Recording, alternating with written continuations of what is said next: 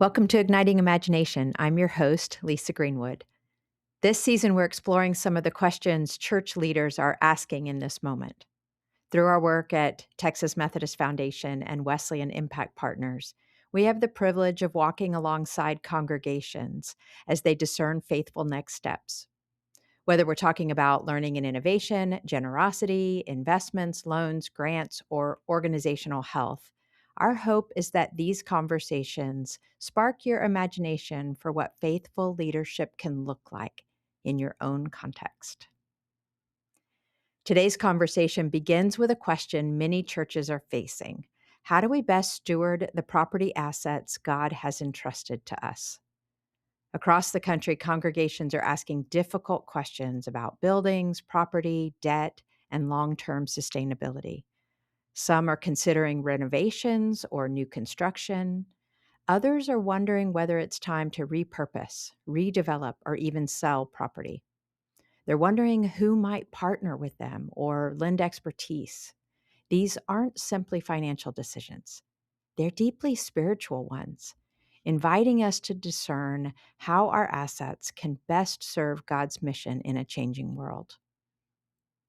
So, to help explore these questions, I'm joined by two thoughtful leaders who bring different but complementary perspectives.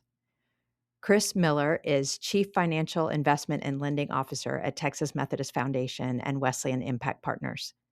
He works alongside churches and nonprofit ministries every day, helping them think strategically about financing, lending, and stewarding resources in ways that support long term ministry. You'll hear his heart for this work. I'm also joined by Reverend Dr. Mark Holland, who serves as project manager for church property development with Wesleyan Impact and TMF. Mark also serves as senior pastor of Pasadena Community Church in Florida, bringing both the perspective of a local pastor and the experience of working with congregations across the country as they discern how their physical assets can serve God's mission in a changing world. Whether your congregation is considering a loan, wondering what to do with aging property, or simply asking how to steward your resources wisely for the future, I hope this conversation encourages you to begin not with buildings or budgets, but with discernment and the question of what God is calling your community to become. So let's listen to our conversation. Welcome, Chris. Thanks, Lisa. Thanks for having us. Yeah, welcome, Mark. Hey, great to see you. Glad to be here.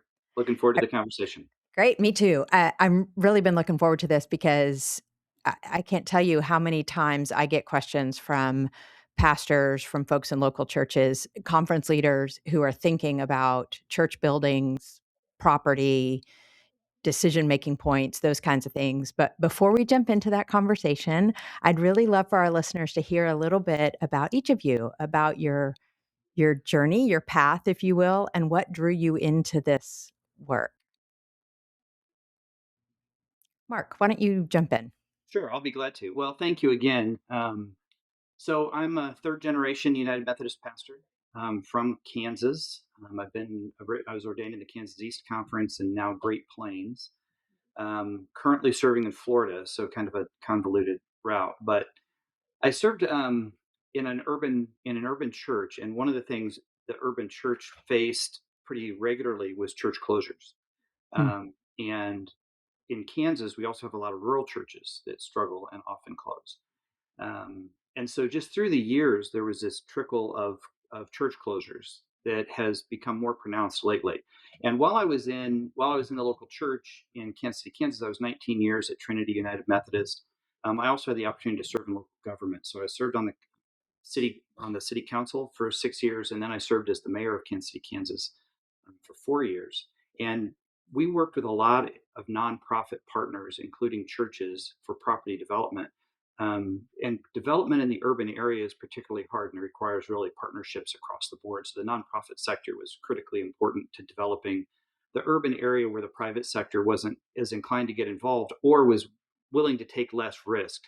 And so I had a lot of experience with the property development from the city side, also serving in a church. And now I've been consulting with churches. And one of the things, and I can say more about this in a little bit in terms of the national environment, but one of the things we're finding is this is not a once in a while occurrence anymore, like it Mm, was 20 years ago.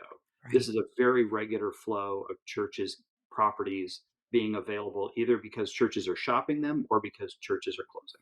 So a lot of experience in that, but it's actually a super interesting area that that's worth exploring. There's a lot of layers to it. Yeah. Great. Great. Thanks, Mark. Chris, what brought you into this work? Yes, well, my background's commercial banking, and so was a credit analyst, and then worked my way all the way up to market president for a $30 billion bank in Austin.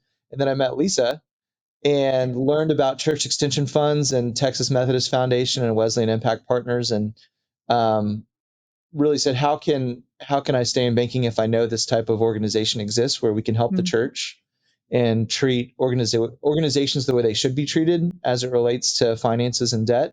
And so felt called and prayed about it, and joined the organizations about 2.5 years ago, in a role of chief lending officer. And it's been a huge blessing to provide these more customized and mission aligned tools for churches and nonprofits, and something I didn't expect at all coming in. And a lot of my background on the commercial banking side was construction lending, so that could be construction loans for apartments, industrial, retail, all those kinds of things, office buildings.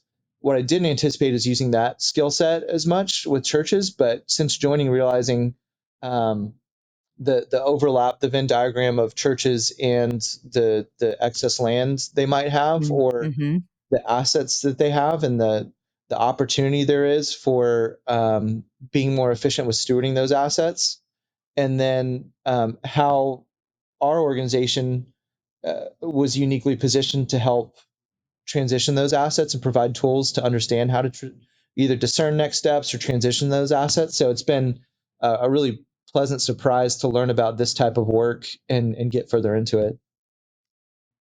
That's so good. You guys are such a crackerjack team. I am really looking forward to this conversation, and you bring so much to it. And I love getting to work with both of you. And so, thanks for saying yes to the podcast. And we really have talked a lot about this issue on the podcast. And listeners, just to say, a few seasons ago in season 13, we partnered with our friends at Rooted Good and dedicated the whole season to the issue of church property. And so, in that season, there are all kinds of stories. We've really looked at it from every angle, stories from congregations. So I really do encourage you to check those out and to see them as a resource, even as we lean into this conversation. So I want to start with you, Mark. And one of the things you mentioned is you've been watching this landscape, and you've been working with us now for a couple of years on the topic. And you've had a number of conversations with folks in your consulting and working with us, and you've been paying attention to the landscape. So, can you say a word about why this topic is so important? Well, it's super interesting, Lisa, and I think from an intellectual session, it's interesting, but also from a faith perspective in terms of what it means to be the church. Um, the church since the 1960s, since roughly 1965, the church has begun a significant decline in attendance, and I like to say it's the year my dad came out of seminary. And it's more fun to say when he's in the room. I don't blame him entirely for the decline, but there's a direct correlation to my dad coming out of seminary and the church Interesting. losing 2/3 of its Ouch. attendance over the next 60 years.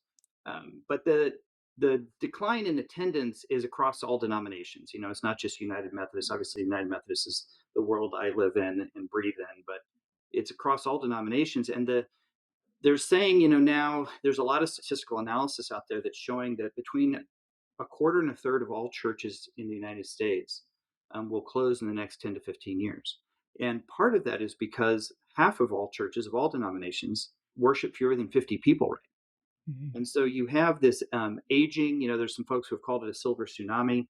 There's an aging congregation, smaller congregations, and there have always been churches that have opened and closed, but the decline, the closing of churches is accelerating so significantly right now that I think a lot of judicatories, conferences, synods are just the presbyteries are just not up for the scale of it.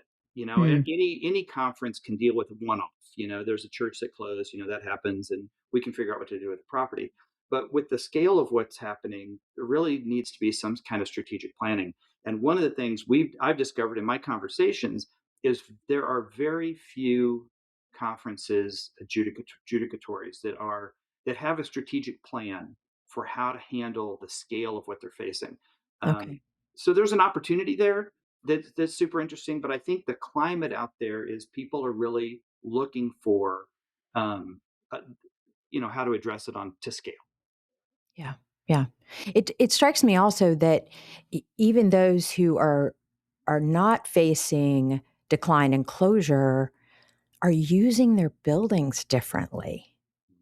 Yeah, I And think that's right. particularly post pandemic. And so even if they're not facing closing, they might be asking new questions or different questions about how they're using their building, how they're using their property, what might be needed in their neighborhoods. Chris, I'm curious what trends you're noticing as you're working with congregations. Yeah, I think it's really the discernment piece that I think is the most important that Hmm. they started with. Say more. Because a lot of churches might the gut reaction is, oh, we need to do affordable housing because that's such a big macro issue in the U.S. right now is getting affordable housing. But if that is not part of the church's mission or calling, it's not that project's not going to work well. It's just going to be misjointed. And so, um, really, the churches that are successful at this type of work is looking at their assets, their physical plant assets, the physical buildings and land they have, and saying how do we steward this to the best, most efficient potential, Hmm. um, and not have preconceived notions about what the ultimate use of it could be, and really doing some internal discernment, but also getting out in the community and saying maybe, and this is traditional in churches that we've seen, maybe they say, well, we need to build a gym so we can bring more kids in. But if there's not that demographic Hmm. environment in that community, it's not going to be well received. Maybe medical services for more aging populations more appropriate. Same thing with affordable housing. Affordable housing, maybe their land composition or the zoning isn't appropriate for that. And so the trends we're seeing is churches really asking these questions and then trying to discern what the best mission alignment is on top of what is feasible with the asset.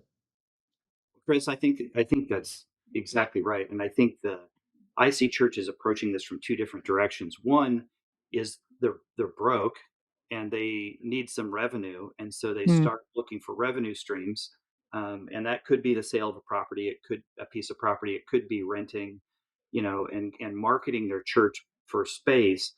And some churches come at it completely from a missional. A church is stable and they want to do more in the community and they have some property and they have some space, so they want to do more. In a perfect world, it's both, right? In a perfect world, it's missionally aligned in terms of what we're trying to do, Hmm. and it's also revenue generating that can help the long-term sustainability of the church, because sustainability is a huge issue right now. And so I do think the churches are doing some of that discernment, um, both need-based and mission-based. And so it's very interesting to see where churches are coming down with this. But a lot of churches, that's part of what we're finding is people don't. Who are the folks who are helping the churches do this? Because unless Hmm. what we're seeing, the biggest projects out there are where you have these super interesting entrepreneurial pastors, and if that's the only place it's going to happen, we're not. It's not going to happen to scale. Yeah, that's a great point on scalability, and would love to add there. And I agree with everything you said, Mark. And a lot of churches' natural reaction, especially if they have excess land, is we're going to sell this excess land and either pay down our debt or sell this land for operational uses. And we very early try to say, please don't sell the land without really thinking through what this Hmm. could look like long term. And occasionally we'll just get the email saying, oh, we've sold this land, and it's a little bit heartbreaking because occasionally, most of the time, that land is never going to be able to be repurchased by that church. And there's so many economic and missional outcomes that could have been thought through before selling that land. And so that's a lot of our work, is just saying, let's stop and think about it before we sell these, because you're never going to get that land back. Well, and what ends up happening often, I see that they'll sell $1 million piece of property, put it in the bank, and draw down on it to maintain operations as is for 10 more years before the church ultimately closes. And we're even seeing conferences do that. I mean, we see conferences selling property, and with the complete paradigm shift in churches in terms of costs of operating and in annual conferences, if all we're doing is selling a piece of property to postpone the future, that's not what we want. We want to leverage the property for the most good possible for the kingdom building, if you will. We want to Yeah. leverage the property and not just spend it down uh, to postpone reality. And that reality is the church has changed, and so we need to change with it. Yeah, yeah. Okay, so you all have named some really important, I think, distinctions about how we get to this conversation at a church level and at a conference level. And some of it happens, the catalyst is desperation. Like, whether that's decline or it's cash flow or whatever it is, there's sort of a desperate moment, and that leads to the conversation.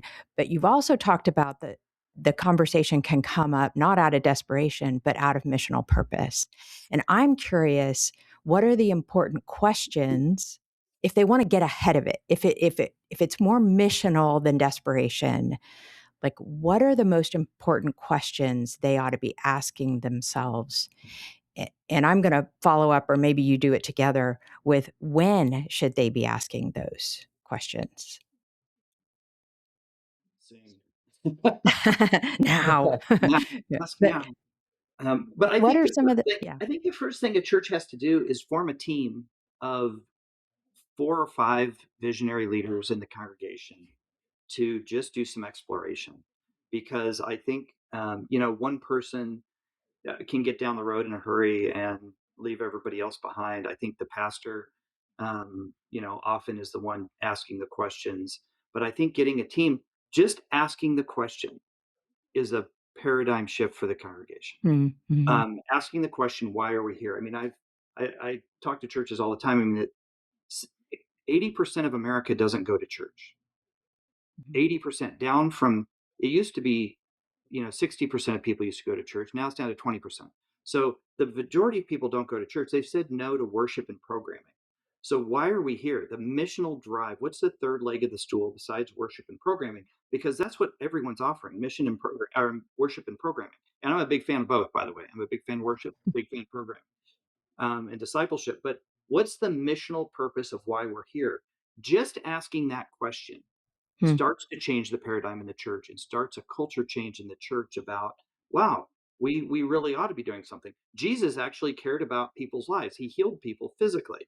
John Wesley cared about people's physical lives. He built clinics and educational institutions. The Methodist Church used to build those things. And now we do worship and programming, and people aren't buying it. So Hmm. asking the question, why are we here? And then what assets do we have? Which we do. We have amazing assets, Yeah. not only people assets, but financial resources and property. What assets do we have to bring to the mission? That's the exciting conversation. And just starting that conversation, I think, opens the doors and opens the eyes to start talking with the community and start talking with one Yeah. That's so good. And you've made it so crystal clear. Like, a small group, 4 or 5 people, another. and why are we here? And what are the assets we have to help realize whatever that is? And I want to just make a plug a little bit here for those 4 or 5 people, because you made a statement earlier about some of these big innovative projects come from entrepreneurial pastors. And I will just say that though there are a number of entrepreneurial pastors, that might not be every pastor's gift. And so, who are the small business owners in your church? Like, they're going to think in an entrepreneurial way.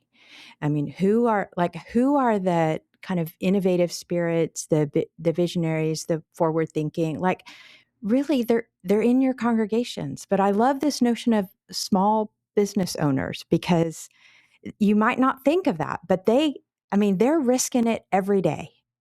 And so they're less risk averse. They tend to be more willing to think outside the box. And so you've got folks in your congregation who can help you have a different conversation and ask that question. Yeah.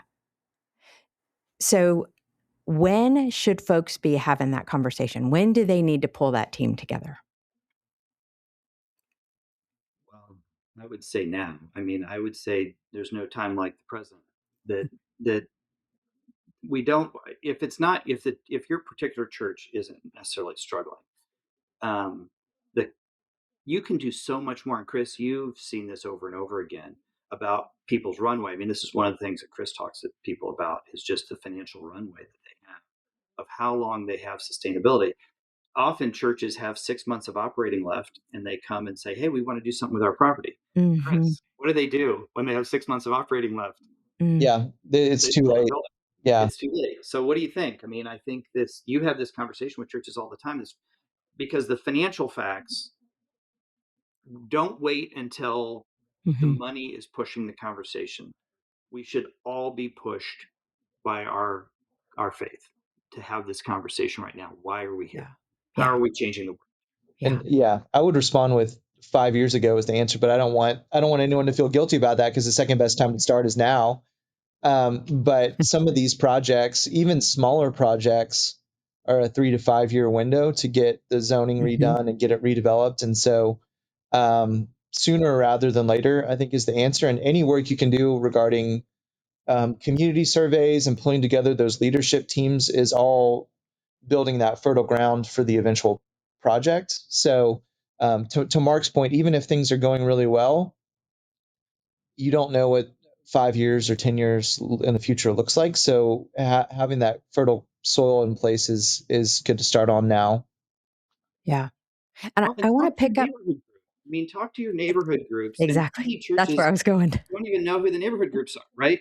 And if you put a sign out that you're going to do something with your property, you're going to meet your neighbors, but you should meet them ahead of time, right? You Yeah. should meet them first, and you should ask them, "Hey, what do you think the community needs?"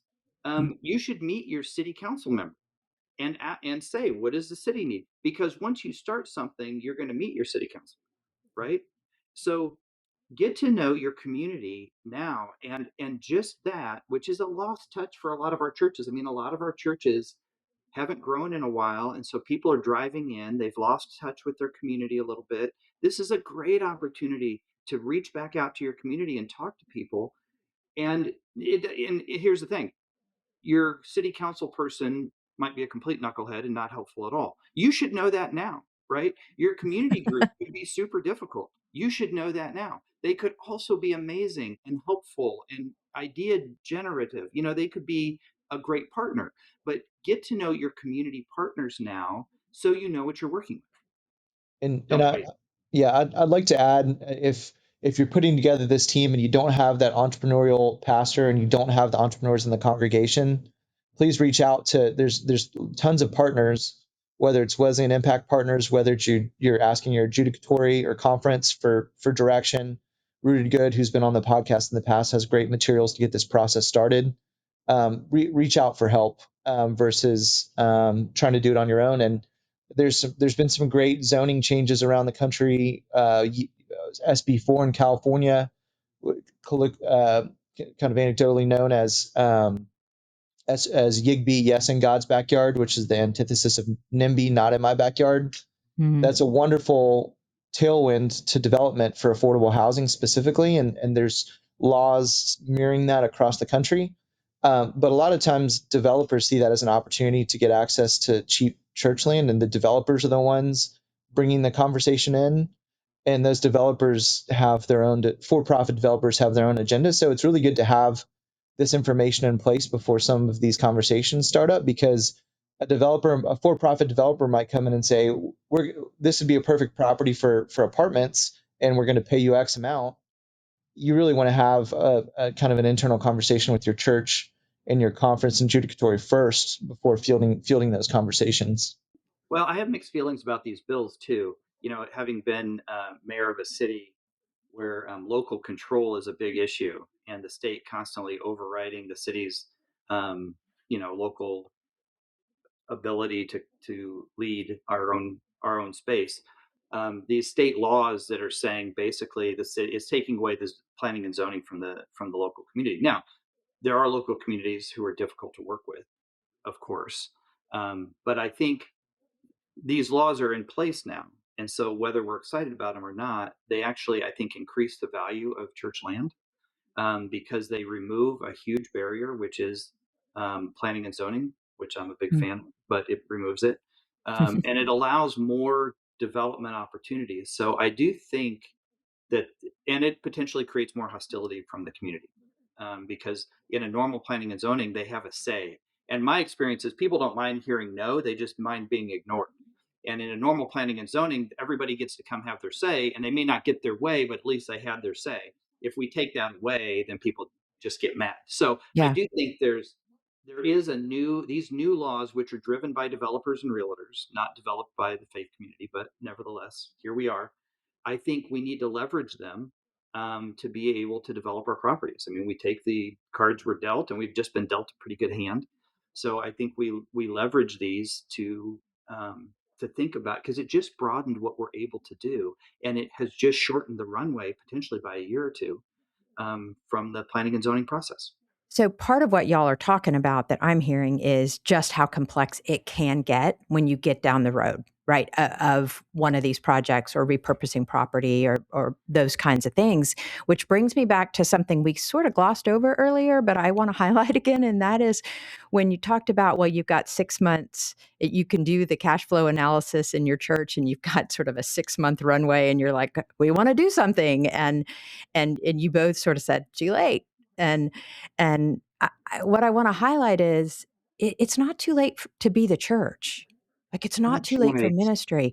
But what has happened is you've now gone from having X factor of options to like narrow, almost nothing, right? You don't have the runway to work with your city folks, and you don't have the runway you need, the 2 to 3 to 10 year runway. And so I just want to highlight what you all are saying, that when you start, and you don't even have to be in decline or be desperate, like you can just be really thrilled with the assets you have and what it means to be in your neighborhood and building those relationships and thinking really faithfully about how to use the assets that you've been given to do really good ministry in your area. And you can be any size church at any level of health and vitality and be asking those questions. That's absolutely right. Well, and I think too, one of the things I'm reminded, my wife reminds me that we're not running a biblical model of church right now, right? Paul didn't build any buildings, and none of his churches that he planted are still going, right? That the church ebbs and flows, and my Mm-hmm. dad's saying, the history of the church is written in centuries, not decades. That Mm-hmm. the we're in an interesting time right now in our church, but we're so building focused, and the buildings are driving our ministries. The buildings, the maintenance of our buildings or the non-maintenance of our buildings are driving our ministry rather than why are we here. And Yeah. I think, and getting back to that, and I get it, I get the nostalgia, I get my grandbabies were baptized in this church, I get all that, and I've experienced this, right? I've seen churches that I love close. I think we have to stay with our faith about why we're here and how we can change the world. I think that's the exciting conversation. And maybe we're in a unique position right now that we're having to ask that question. I mean, we shouldn't have had to been asked, right? It's like my mom always said, "Why do I have to ask you to clean my room?" Because it didn't occur to me until you said something. That's why you have to ask me. But it's, why do we have to ask churches, why are we here? Because things are fine. And when things are fine, we don't ask hard questions. Mm-hmm. So maybe we're in a unique position right now where conferences and local churches are saying, wow, we really need to get back to the basics. And I think it's an exciting time. I mean, we talk about the church declining. I think the church is changing. And I think it can be very exciting, particularly if we're thoughtful. Yeah, Yeah. I want to circle back to this is an observation coming from the for-profit world of where churches are positioned, even just looking at a real estate transaction of it seems most of the churches we encounter are in a mental space of scarcity, but there's hyperabundance in my mind from a physical asset perspective. Hmm. And if you look at a for-profit entity, they have to buy the land, they have to do all this money to make the math work, that the church has this tailwind behind because of the physical assets. So to me, I just want to circle back on the abundance mindset and looking at this from a place of abundance. Because there's a huge tailwind for any of these projects for churches that have physical assets. That's so good. That's so good, Chris. And I want to shift just a little. It's connected, but you do lending, Chris. We, Texas Methodist Foundation Wesleyan Impact Partners, offer lending to churches and nonprofits. And I think often folks just think of that as a financial transaction. And we really do see it as a tool for ministry. And I'd love for you to say a word about that and how a loan can be a tool for ministry. Yeah, really, we want to be a lot of even for-profit banks that say we want to be your partner, Mhm. and that's true, but it's true to a 10th degree at Texas Methodist Foundation of Wesleyan Impact Partners, because we want to be in the conversation from the beginning and say, what are we hoping to accomplish? How do we structure this so your payments don't eat into your salaries or your discipleship or your ministry work? Or a bank might not say that. They might say, yes, let's do the loan and we'll earn our income and go down the street. Where we say, we'd rather not do a loan than put you in a position that damages the church. And let's have a conversation about that. And we understand that the other parts of the church, and if we're not saying no today, if that's the case, we're saying, have you thought about a capital campaign? Have you thought about different philanthropy strategies to bridge that gap? Where a bank's not necessarily going to say that. And then obviously we know there's a lot of layers within church leadership, and so understanding the timing of when we talk, who we need to talk to, what authorizations are needed depending on the organizational structures of the larger denomination. And so I think the big thing is the do no harm aspect Mm. and understanding the timing and intricacies of church organizations. Yeah, nice. What are there things that churches ought to be thinking about to that would make them ready, if you will, to borrow or talk to a lender? Yeah. Right. I think having their financials in order. So having the last couple of years of just good, clean financials is the best place to start. But Mm. a really good understanding internally of what the goals are of the church, because if it's treading water, that's a different conversation of growth. And there's some loans. I mean, we have faith. We're all here. We have faith, but saying we're going to build this new sanctuary and it's going to lead to increased attendance, that's different than proving how that's going to look. And so we test that theory pretty aggressively of saying we don't want you to take $10 million of debt because we hope we're going to grow attendance. And so how do we work back from there? Is there a capital campaign that you can get a proof of concept from your congregation before we get into it? Is this construction amount accurate? Have you talked to a general contractor? We don't want you to get into a project and the cost double because we didn't do our due Mm. diligence on the front end of it. So it's just trying to walk alongside the churches and not dictate you should do this or you shouldn't do this, but these are the things to think about. But I think prep work on what the goals of the church is in 1 year, 3 years, 5 years, 10 years, thinking through pro forma financials on what if we did this, what does this do to our payments every month? How does that affect our operating budget and our ministry? So just trying to be a conversation partner in those conversations. So I'm hearing you say that I mean you all walk along I keep hearing you say walk alongside and partner. So I mean they can call you early, it sounds like. We would And love you we can would love them to call us as early as possible, because I would say myself and almost all of our team, that's our favorite part is putting the Yeah, puzzle together on the front end, nice. to put the church in the best position to serve the church. Nice. I love that. Okay, can you think of a story, an example where a congregation really did the work of discernment on the front end, or you got to help walk alongside them so that they used the financing well for ministry? Yeah, the one of the fun examples is a project we worked on with our friends at Rooted Good up in Wisconsin, and this was two congregations that discerned that they wanted to merge, and so very thoughtful about, they decided to sell one of those properties, and then they looked with the community over the course of a couple of years and said, what does the community need? And so they decided to rebuild the second location, and that second location, instead of just being a sanctuary or community center, now is the front facing part of it is a community center open to the whole Madison community. And then there's 24 units of workforce affordable housing on that space as well, directly across from elementary school. They can use this community space all the time now as well. So they're Mm. bringing everyone in. The utilization rate of that physical space is 90% now instead of 10%. And it's Wow. bringing the community in. And so was really fun to partner in that conversation, because well, you'll look at a lot of these, especially kind of larger community focused deals, and we call it a capital stack, but it's essentially, what is the total cost? How's it going to be funded? How much of it is debt? How much of it is grants? How much of it is from the community? And that takes a year or two or more to sort out. And so we were Mm. able to work with that church and say, what do we need to get our rate to on the loan side to make this project feasible? And for-profit partners would not have been able to do that. This deal happened because we were able to be missional and adjust our rates to make the loan work. So that was a really fun one. And I mean, that's a 3 to 5 year project at least, Yeah. but that's a really Yeah. fun one to That's a partner. great. Well, That's Chris, and you great. said something that I thought is super important these days. You mentioned the usage rate is at 90%.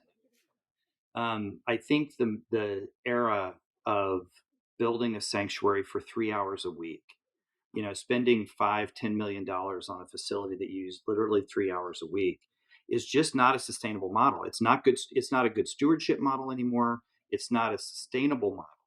And using even if even sharing worship space or making it a multi-use, I mean, the investment that you can do with partners where the church is going to use it on Sunday morning, maybe Saturday night, Wednesday, the church is going to get to use it, but to have it available for the community use and to leverage that space, to leverage that asset for the community good, rather than just time. I don't know how many congregations I've talked with who have said, well, we want to borrow $1 million to improve our sanctuary so more people will come. Well, if you're going to spend $1 million, which would be fine, take the pews out. Like, you would have the most interesting banquet hall in the entire city if you created a multi-use space and had let the community use it all the time. Well, it doesn't feel very sacred. What if people bring coffee into our worship space? Well, what if there were actual bodies in your worship space? That would be awesome. So I do think there's that thinking that you just mentioned of how do we use the space for the most good for the most Mm. amount of time, that's not just for us, but it's for the people. And I think that's pretty exciting. Yeah. Some really great themes that you all have, I think, reinforced all the way through our conversation, like getting very clear on your missional why. What's the difference God is calling us to make right here in this neighborhood, in this community, and paying attention to the neighborhood, doing that discernment, bringing in partners, conversation partners, lenders, all kinds of conversation partners, expertise as you think about how you then look at your property as an asset for that ministry, for that why. So good. I'm gonna wrap us up with a little bit of rapid fire and looking ahead. And I'd love to know, what is giving each of you hope as you work with churches in this season? I mean, there's a little line of, uh, I don't know, depressing thinking about what's happening in the church that just is there, and but both of you really believe in it and are committed and are doing this amazing work. And so, what's given you hope as you work with churches? I'll jump in. I would say the church has survived 2,000 years of human intervention. God is so good. God is continuing to change lives through this institution that has ebbed and flowed and struggled. The church has been absolutely rotten and failed so many times in so many ways in so many places. And yet it continues to change people's lives. It continues. So for me, the hope I have is looking at all the opportunity we have as a church and as a faith community to do good, to change people's lives, to make an impact on our communities. That's what gives me hope. And I know that when we start to think outside the walls of the church and start thinking about how we can change the world, I see churches doing that again and again and again in small ways and big ways. And that's very exciting and very hopeful to me. Nice. And that keeps me going. That's great. Well, I'm bummed that we're wrapping up because I think we could do another 2 or 3 hours on this, and it's I been do really. think you do. But as far to your question, I mentioned it earlier. I mean, I see it as a play. If you have a mentality of abundance, it's everywhere in the church, and Mhm. it's how do we Mhm. efficiently steward that. And secondarily, I know coming out of COVID and coming out of different things that have been going on in the church over the last couple decades, it feels like there's more urgency from Mhm. leadership to need to do something and mobilize where maybe that wasn't there 5 or 10 years ago. And I think that's super helpful because the mentality's there to make the appropriate changes or needed changes. Nice. Nice. Yeah. Okay. Next rapid fire. If every church board listened to this podcast and then decided they were going to discuss one question at their next meeting, what would you hope that question would be? Why are we here? Why are we here? I would say that, and I would add on another layer that I was thinking about while we were talking is what would be missing if we weren't here. Hmm. Yeah, Yeah. I like. Nice. Nice. So, what's a book or resource you would recommend that our listeners dig into as they consider a conversation about church property? Yeah, we've talked about it before, and they've been on the partnership, but the Rooted Good. I would go to their website. They've got great free resources to really get the conversation started. Wesleyan Impact Partners has partnered with them for a national discount on some of their work, some of their discernment work. In the Rooted Good playbook, it's really a self-paced 9-month program for a church's leadership team to discern some of those community questions. So, I mean that's some of the best free resources I've seen. So I'd point our listeners to that. Yeah. Good Futures Accelerator is the name of that piece, and that's great. Yeah, Well, Mark. that Rooted Good book, Gone for Good, really Mm-hmm. talks about church property, and the play on words, is it gone for good and Mm-hmm. forever, and Chris talked about that a little bit, that once that property's out, you'll never get it back. Mm-hmm. And is it gone for doing good? Is it gone for good? So I think Yeah. that book Yeah. is one I'd point to. I'd also point to the scriptures. I think Mm. in Second Kings, when Nebuchadnezzar tore down the temple, God kind of got out of the building business. Um, Mm. got into the people business, got out of nation building and got into people building. Mm. Uh, I think that's big. I think Paul's tent making is a theme that we need to look at for Mm. what the future of the church can be. I think we can look at John Wesley starting a revival movement in the middle of a church, preaching outside, standing on his father's gravestone. Um, with cremation now, that's going to be increasingly difficult to find gravestones to preach on. But Fields, yeah, I mean, mines. there are places, right? But I do think that just going back to our Mm. heritage of the church has been so entrepreneurial to get this far, Mm. that that spirit of God's calling and our hopefulness is going to lead us into the future. And I think getting back to the basics is where we need to head. Absolutely. Nice. That's awesome. How can folks reach you? Well, you can reach me. My email is mholland@greatplainsumc.org. I still have my Great Plains Nice. email account, mholland@greatplainsumc.org. So I'd be glad to take an email. And I do work, am proud to work with Wesleyan Impact and TMF. You guys have a great team, and it's a real honor to work with you and to see your missional alignment and your entrepreneurial spirit. So I'm glad to be a part of this team and would be glad to help out anybody in any way we can. Great. We're glad And to, we Mark. we love Chris? working with Mark as well. And if you go to the wesleyanimpactpartners.org website, you can find our information there, but please reach out to me directly. My email is cmiller@wesleyanimpactpartners.org, and would love to partner with anyone who wants to ask these questions. Like I said, that's probably the most fun part of our job is the initial discernment. And so we love being part of those conversations. So please reach out. And we need new ideas, man. There's so many smart people out there. There's so many good people out there, and we haven't heard the story yet. And we need to learn. Yes. Yes. Awesome. Thanks, you two. Great Thanks, Lisa. conversation. Appreciate you both. Yeah, thanks, Lisa. Appreciate all you're doing for the church. Thank you.